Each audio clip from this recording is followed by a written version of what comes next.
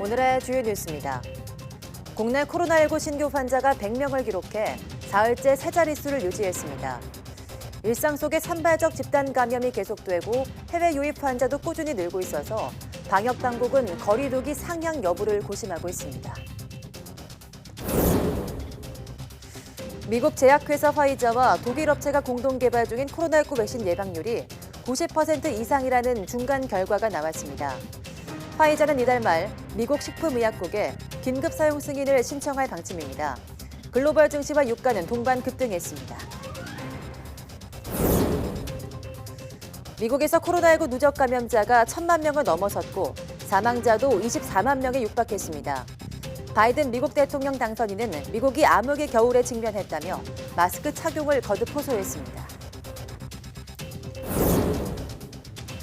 바이든 당선인이 코로나19 대책 수립에 본격 착수했습니다. 트럼프 행정부에서 경질된 백신 전문가를 포함해 13명으로 구성된 자문단을 출범시키고 무료 백신 공급을 최대화하겠다고 밝혔습니다.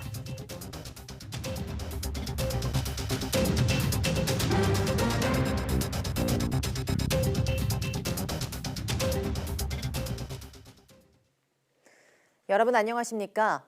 11월 10일 사이언스 투데이입니다. 코로나19 신규 환자는 100명으로 사흘째 세 자릿수를 기록했습니다.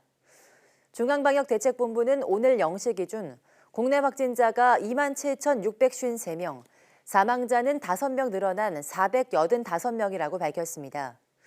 지역 발생은 71명으로 수도권 중심 확산세가 이어졌습니다. 서울 32명, 경기 18명, 인천 3명 등 수도권에서만 53명이 확진됐습니다. 이 외에도 광주와 충남 4명씩, 강원 3명, 전남과 경남 각각 2명, 부산과 대구, 충북 1명씩 확진되는 등 11개 시도에서 환자가 속출했습니다. 해외 유입 증가세도 계속돼 29명이 확인됐고 이 가운데 8명이 입국자 검역에서 확진됐습니다. 위중증 환자는 3명 줄어 누적 54명이 됐고 완치 환자는 131명 늘어 격리 해제 누적은 25,160명에 달합니다. 사회적 거리 두기 단계가 완화되면서 도심 풍경도 좀 달라졌죠. 식당에서 다닥다닥 붙어 앉아 먹거나 커피 전문점에선 마스크를 내린 채 대화하는 모습을 쉽게 찾아볼 수 있습니다. 정현우 기자가 취재했습니다.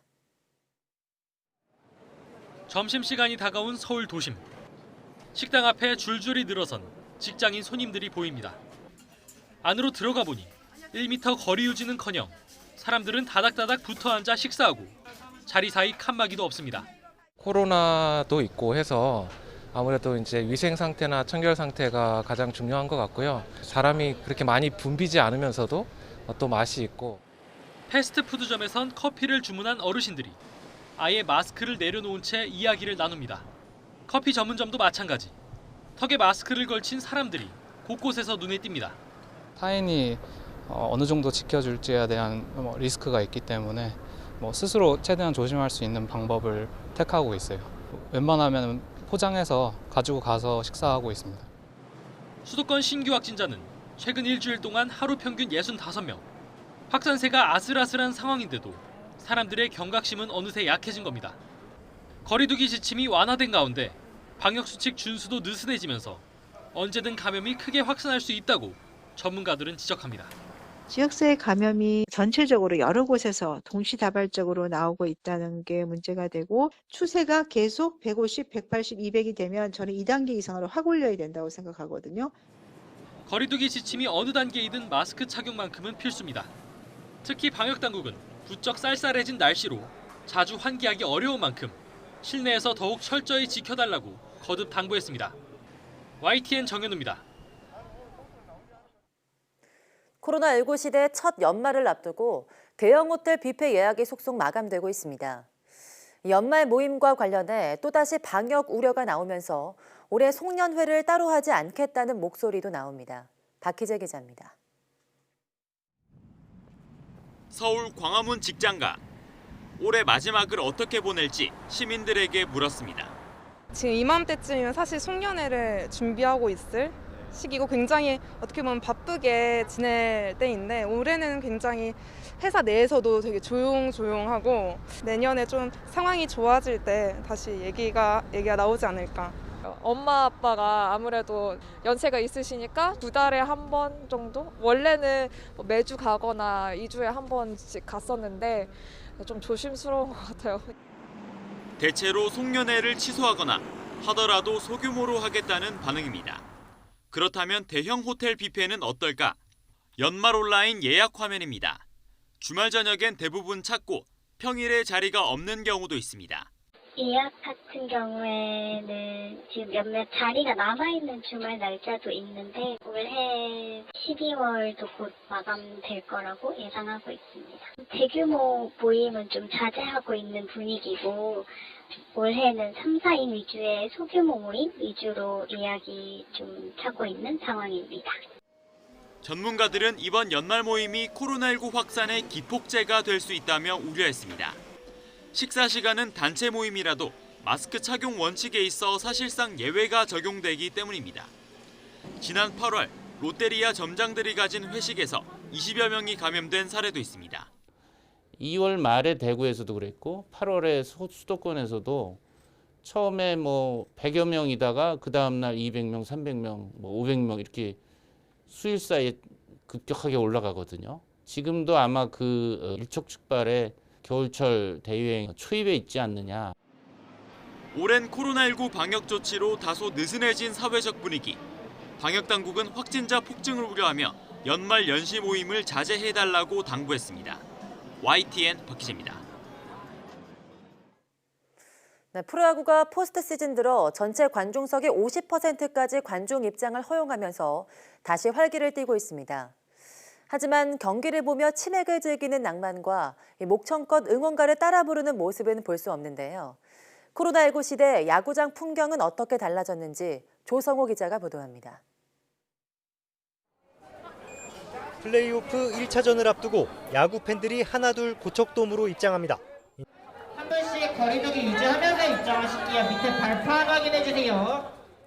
QR 체크인을 하고 발열 체크를 마쳐야만 비로소 티켓을 보여주고 야구장에 들어설 수 있습니다.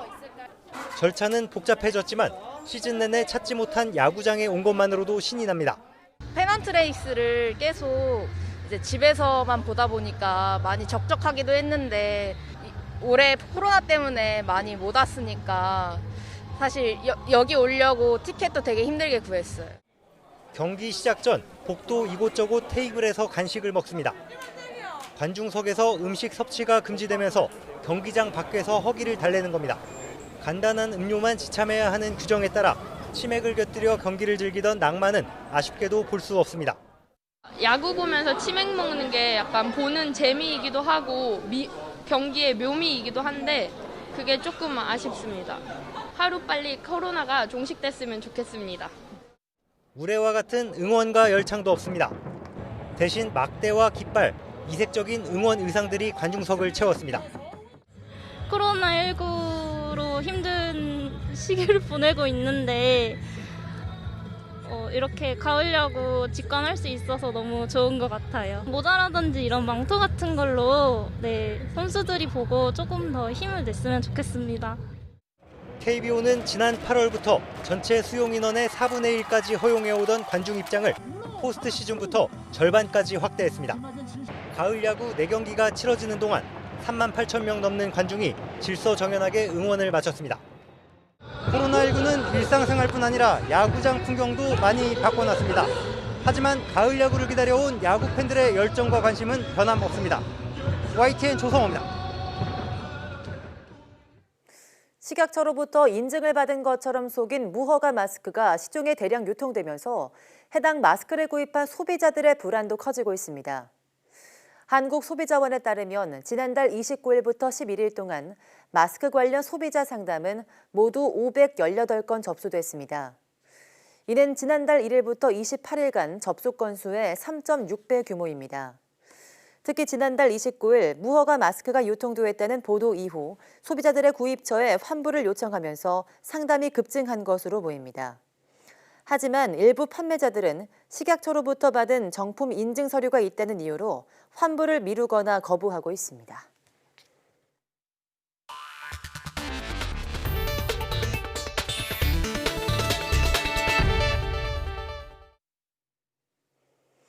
미국에서 코로나19가 급속히 확산하면서 누적 감염자가 1,000만 명을 넘어섰습니다. 미 존스홉킨스 대학은 미국의 코로나19 누적 확진자 수를 1,001만여 명, 누적 사망자 수를 23만 7천여 명으로 각각 집계했습니다.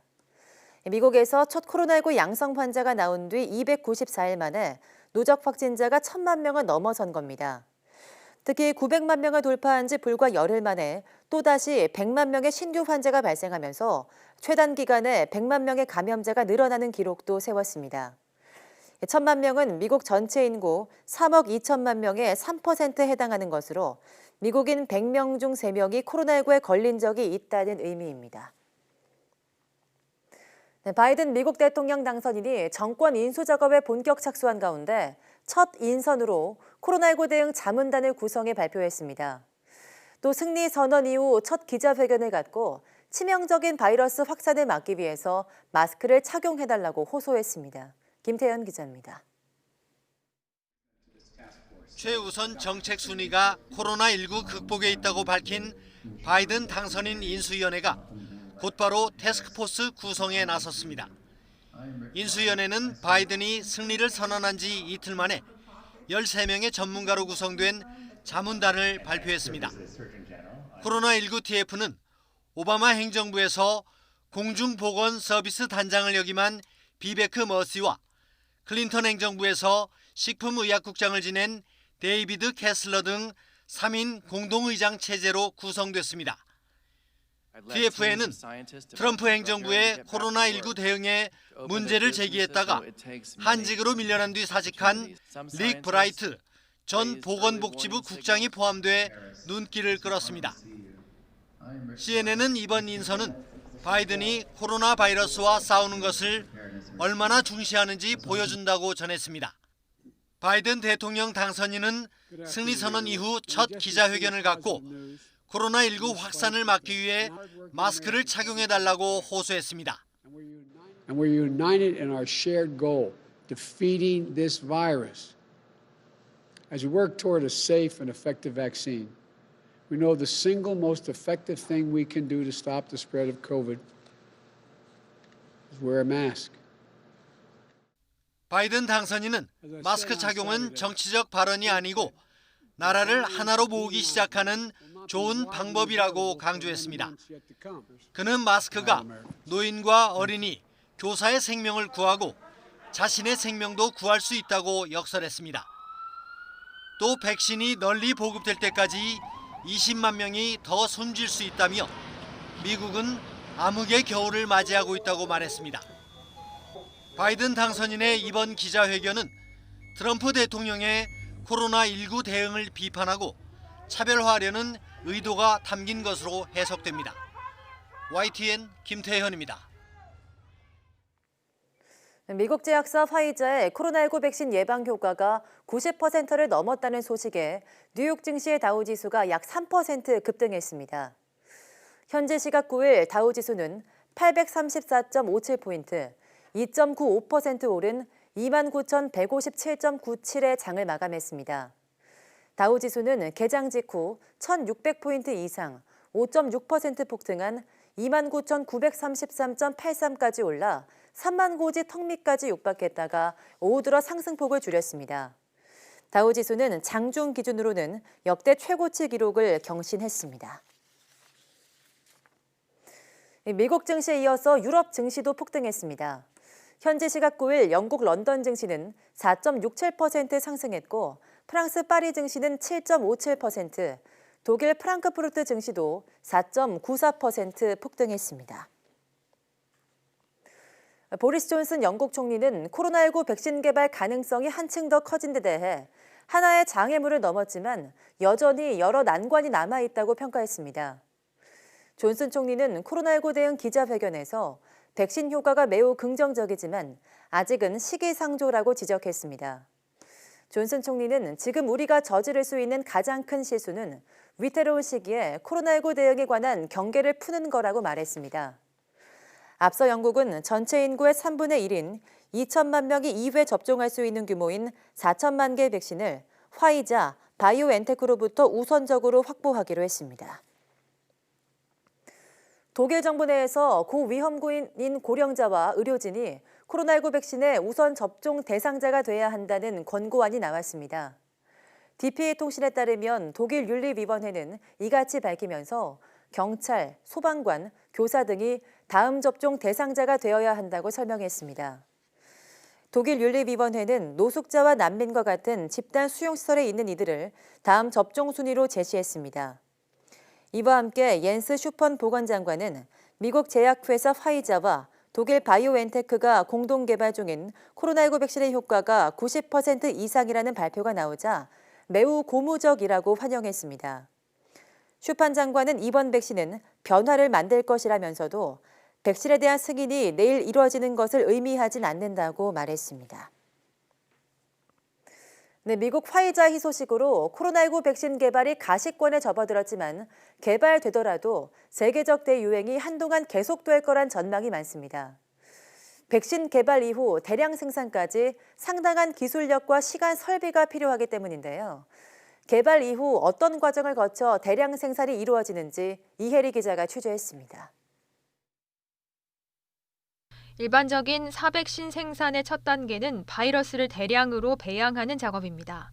이어 배양된 바이러스의 감염성을 제거하고 체내 주입했을 때 항체 생성이 가능한 상태로 만듭니다. 마지막으로 이를 유통이 가능한 형태로 포장하면 백신이 완성됩니다. DNA를 활용한 백신은 생산 과정이 다릅니다. 먼저 세포에 항체 생성이 가능한 DNA를 투여합니다. 그런 다음 이 세포를 대량으로 배양하고 핵심 물질을 추출하는 과정을 거친 뒤 유통이 가능하도록 포장합니다. 어떻게 하면은 그 순도가 좋은, 효과가 좋은 백신으로 생산하는 공정을 개발하느냐도 중요한 포인트가 됩니다. 핵심은 사백신이든 DNA 백신이든 바이러스나 세포 배양, 대량 생산에 상당한 기술력과 비용이 필요하다는 점입니다. 특히 생산 과정에서 안전성과 효능 확보를 위해 각종 시설에 엄격한 국제 기준이 적용되는 만큼 단기간에 설비를 갖추는 것이 사실상 불가능합니다. 백신 개발에 나선 다국적 제약사들도 이런 설비를 갖추지 않은 곳이 많고 설령 있더라도 엄청난 수요를 감당하기 위해서는 생산업체와의 협력이 필수적입니다.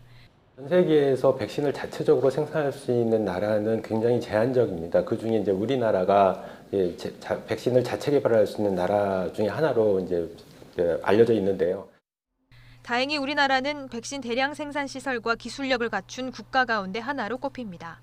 때문에 백신 개발도 중요하지만 확실한 백신 생산 국가로서 입지를 구축하는 것도 K방역의 위상을 이어갈 수 있는 전략 가운데 하나로 꼽힙니다. YTN 사이언스 이혜리입니다.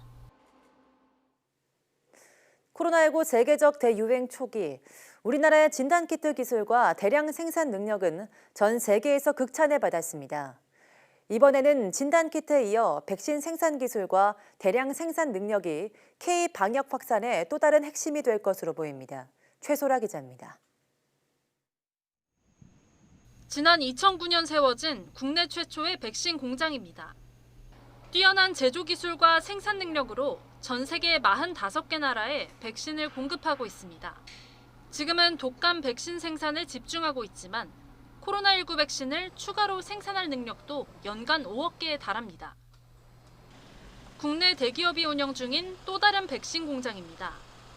세계 최초로 사가 독감 백신 양산에 성공했을 정도로 세계 최고 수준의 세포 배양 기술을 가진 것으로 평가됩니다. 백신은 아무리 연구개발이 끝나더라도 적기에 아주 많은 양을 단시간에 많이 공급을 해야 됩니다. 이 코로나 백신이 개발이 되면 저희가 생산 공급할 수 있는 준비를 하고 있습니다. 때문에 아스트라제네카를 포함해 다국적 제약사들과 이미 코로나19 백신 생산 계약을 맺었습니다. 두 회사의 백신 생산 능력만 해도 연간 10억 개에 달합니다. 여기에 삼성바이오도 앞으로 3년 안에 세계 최대 위탁 생산 시설을 목표로 설비 증설을 서두르고 있습니다. 우리나라가 이 생산 시설이나 여러 가지 그 퀄리티, 품질 관리가 상당히 우수한 나라예요. 세포 배양 백신이라든지 기존의 어떤 백신들 있잖아요. 그런 쪽은 우리가 생산 컵에는 뭐 전 세계에 엄청 공급하고 남을 정도로 많이 가지고 있죠. 집단 면역이 생성되려면 세계 인구의 60%인 45억 명가량이 백신을 맞아야 하고 여러 번 접종을 해야 하는 상황까지 고려하면 백신 개발보다 안정적 생산 능력이 더 중요할 수도 있습니다. 때문에 바이오업계는 이번 코로나19 세계적 대유행이 또 다른 도약대가 될 것으로 보고 기술 개발과 투자를 서두르고 있습니다. YTN 사이언스 최소라입니다. 네, 북한에서 지난달 말까지 모두 12,000여 명이 코로나19 검사를 받았지만 확진자는 없는 것으로 보고됐다고 세계보건기구 WHO가 밝혔습니다. 에드윈 살바도르 WHO 평양사무소장은 미국 자유아시아 방송과의 인터뷰에서 북한 보건성이 이같이 보고했다고 전했습니다. 북한에서 코로나19 검사를 받은 사람들은 대부분 남포항, 신의주 육로 국경지대 등 입국 지점이나 검역소에서 일하는 사람들이라고 살바도르 소장은 설명했습니다. 또 지난달 29일 기준으로 북한에서 격리 중인 인원은 897명이며 격리됐다 해제된 인원은 외국인 300여 명을 포함해 모두 32,000여 명이라고 덧붙였습니다. 네, 코 안에 콜레스테롤 입자로 된 특정 스프레이를 뿌리는 것만으로도 코로나19를 예방할 수 있다는 연구 결과가 나왔습니다. 미국 컬럼비아대와 네덜란드 에라스무스 의대 연구팀은 족제비의 일종인 패럿 6마리를 대상으로 코로나19 바이러스의 침투를 막는 스프레이를 코에 뿌린 결과 감염률이 0%로 확인됐다고 밝혔습니다. 연구팀은 코로나19에 감염된 패럿과 그렇지 않은 패럿을 각각 한 마리씩 같은 우리에 넣고 24시간이 지난 뒤 검사한 결과 코에 스프레이를 뿌린 패럿은 코로나19에 걸리지 않은 반면 그렇지 않은 패럿은 감염됐다고 설명했습니다. 이 스프레이의 핵심은 단백질로 형성된 콜레스테롤 입자인 특정 리포펩타이드인데 이 성분이 코로나19 바이러스의 표면 단백질과 같아서 인체 세포와의 결합을 방해한다고 연구팀은 밝혔습니다.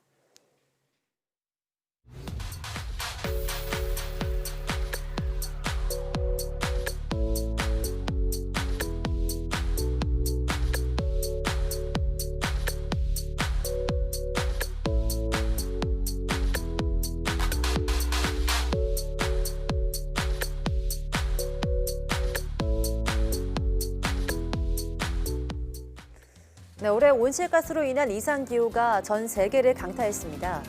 모두 고통스럽겠지만 가난한 나라일수록 기후변화에 취약할 텐데요.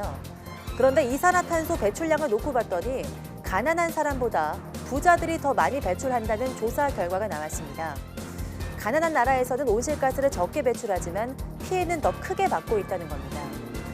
오늘 오후 사이언스 투데이 날씨와 개론에서는 기후 불평등에 관한 이야기 나눠보겠습니다.